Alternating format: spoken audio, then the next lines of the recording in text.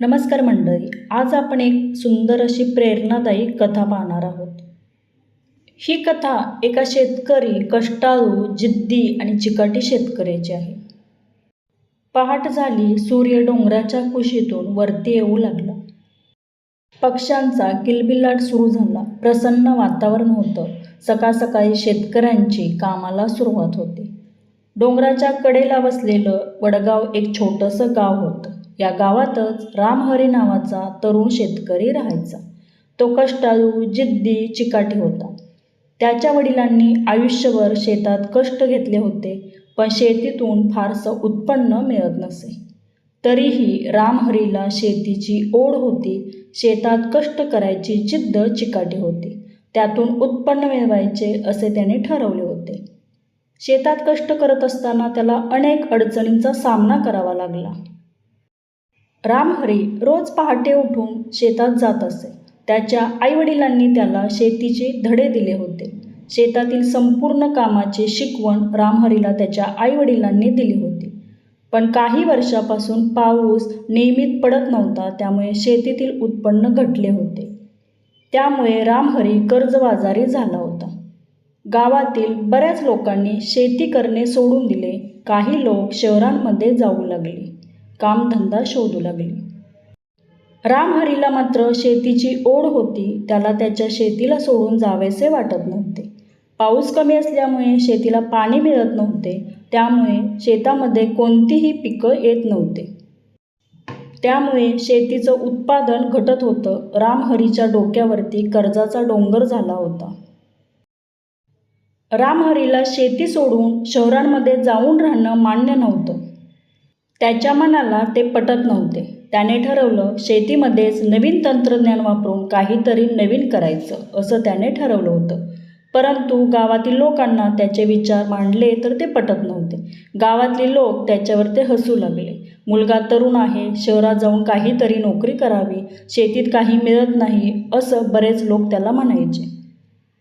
परंतु रामहरी त्याच्या निर्णयावरती ठाम होता. त्याला शेतीमध्येच प्रगती करायची होती. शेतातच उच्च तंत्रज्ञान वापरून शेतात पिकं घ्यायची होती. त्यातूनच त्याला उत्पन्न मिळवायचे होते. काळी धरणी मातेची नाळ त्याच्याशी जोडलेली होती. त्याला त्याची शेती सोडून कुठेही जावेसे वाटत नव्हते. रामहरीने ठरवलं होतं की शेतामध्येच प्रगती करायची आहे. त्यासाठीच त्याने मोबाईलवरती व्हिडिओ पाहायला सुरुवात केली.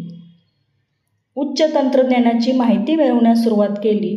त्यामध्ये त्याला ठिबक सिंचनची माहिती मिळाली.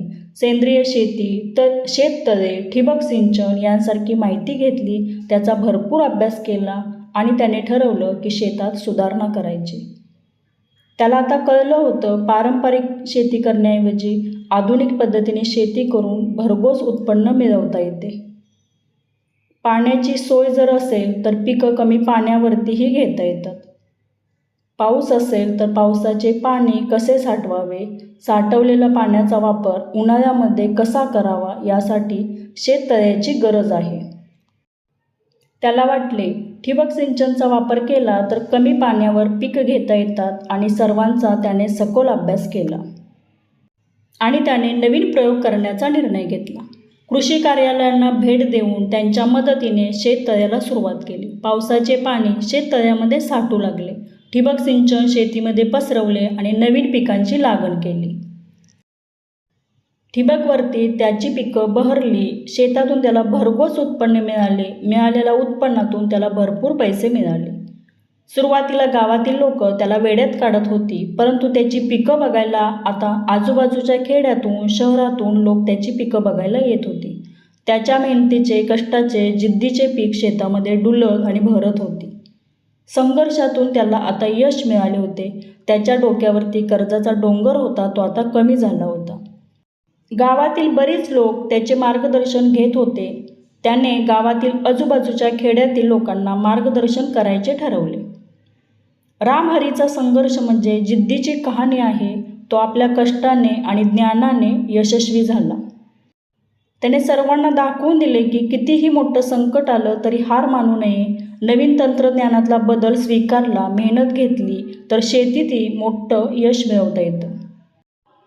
हार न मानता प्रयत्न सुरू ठेवल्यास यश नक्की मिळतं हे त्यानं सर्वांना दाखवून दिलं होतं.